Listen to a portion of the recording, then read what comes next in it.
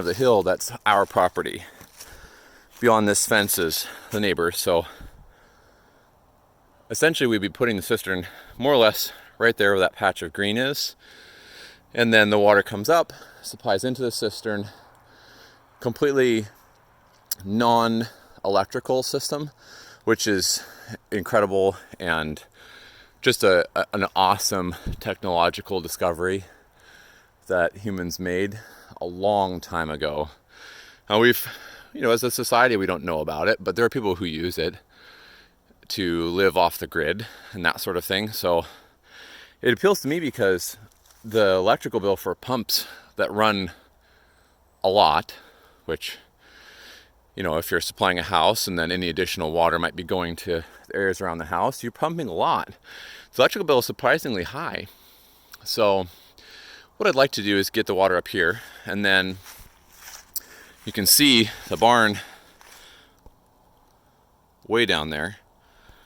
So that gives you a sense of how much height we've gained. Right now I'm standing over the top of the barn by a fair amount, and it's a tall barn. It's a full 2-story with a big old loft, and the barn itself is substantially above the level of the house, so about 75 feet, I believe.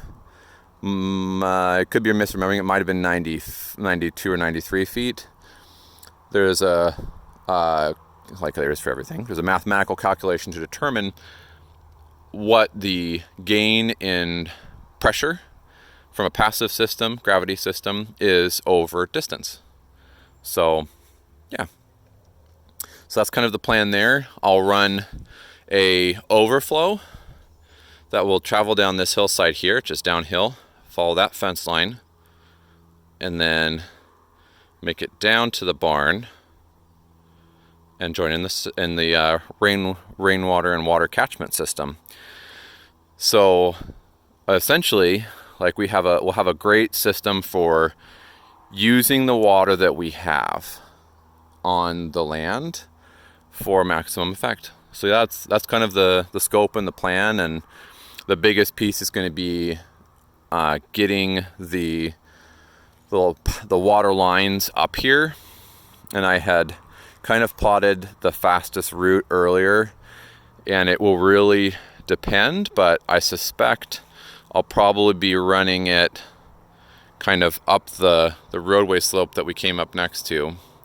Then here there's a big old area the previous owner had planned for an arena, and it's just flat and nothing in it. So we'll come up through there, and then come up, there's a little slope over to here, and we're going to be dislodging a lot of rocks to do this. So we'll need to use an excavator. My tractor's no way it can handle it.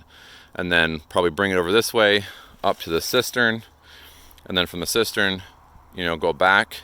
So, there's essentially three pipes, one big overflow. You always want to oversize your overflow relative to what's coming in, because you don't want the system to back up. And then a house supply, and I think I ended up selecting a 1-inch. Interior plumbing is typically no more than 3/4, and that's the case with our houses. It's 3/4 for any given area. So 1-inch will handle 3/4, essentially like 2 lines pulling all of 3/4. So be about what 1-inch can handle. So from a volume standpoint and from a pressure standpoint, like what we would potentially have the pressure increaser. And then you have your pipe that is a little bit bigger, but not as big as the outflow that will come up the hillside from the ram pump, and that one will be in middle in between the two sizes. I think I selected 1 1/4 inches. So yeah, it'll be really neat to get that done. I really hope I can get it done this fall. It'll really depend on weather.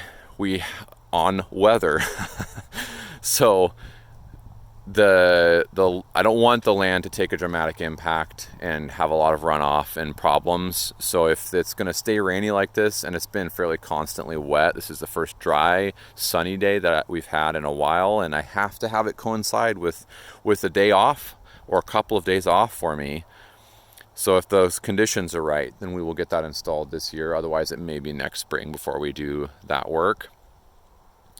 And yeah, so I just wanted to share that with you guys and let you know that it's a gorgeous time of year here at the orchard and in the forest and in the fall. And I hope that you guys get to spend some time outside and enjoy some of that and enjoy some of the harvest. So our family has a small but older established orchard, and we've truly been enjoying what's been coming out of there. Especially our boy has, we call him a fruitarian, and he loves his fruit. So it's been a real joy with apples and plums and pears in the traditional season for those fruit. And some of that on the farm. We did have a few plums earlier, not as many as last year here from the farm, just from the wild trees, not native.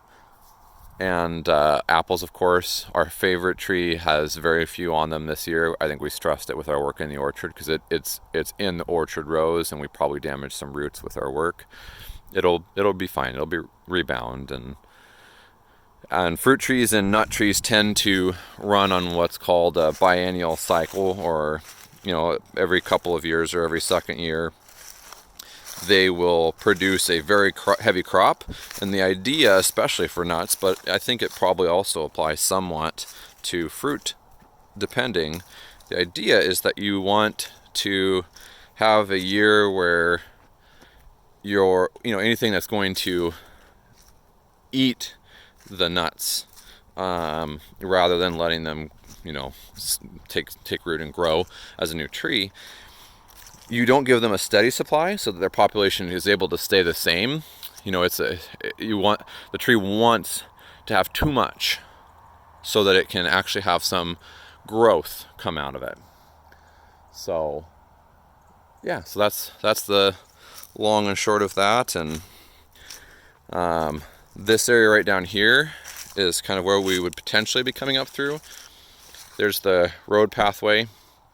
So I may take it straight up through this hillside here, just right through that road, up through the hill, kind of down here, right up through here, and then up and over.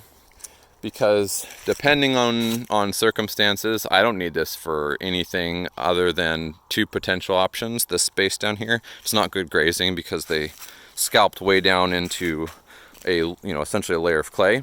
So this would be an excellent site for a large pond.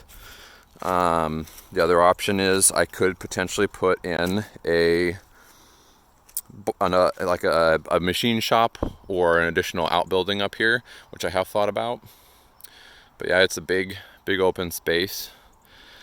And you can see that I had been testing early in the summertime to see if there was a potential for a second spring spot up here. It did dry out, so it wasn't all year long, but this is a spot where the water collects and sits naturally. So I think if we excavated and properly installed a big pond up here, it would be an awesome feature to have for the property.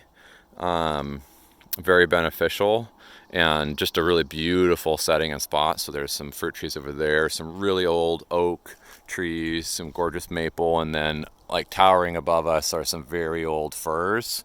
A couple of them, a little random colloquial story. So when I bought the place, we walked the property, kind of uncommon, I guess, but we wanted to meet, and they wanted to meet us to make sure they were the people, that we would be willing to buy from, and they wanted to make sure that they wanted to sell to us. So obviously they wanted to sell, but this had been somebody's home and their family's home for a very long time, this property, very long time in the family. And we were blessed to be able to buy it from them. But one of the stories that the gentleman shared was, in looking at this tree, he called it the Pooh Bear tree. And I asked him, well, why do you call it the Pooh Bear tree? And he said, well, it's a silly willy-nilly old tree, and if you cut it down, it'll bleeping kill you. And I thought that was quite hilarious. And you can see, like, you get these gnarly old firs, just gorgeous, beautiful old growth trees. and they're such a treasure to have. I have a number of them on my property, and I do feel blessed to have them. There's even with, a small amount of road noise in the background, there's a piece up here. Casey and I have even talked about making this into kind of like a little family park setting. Just a gorgeous little spot up into here. And if nothing else, like, it's a lovely spot for us to raise some pigs and enjoy potentially a pond or what have you. So yeah, I'll stop jabbing at you, and we'll see you next time.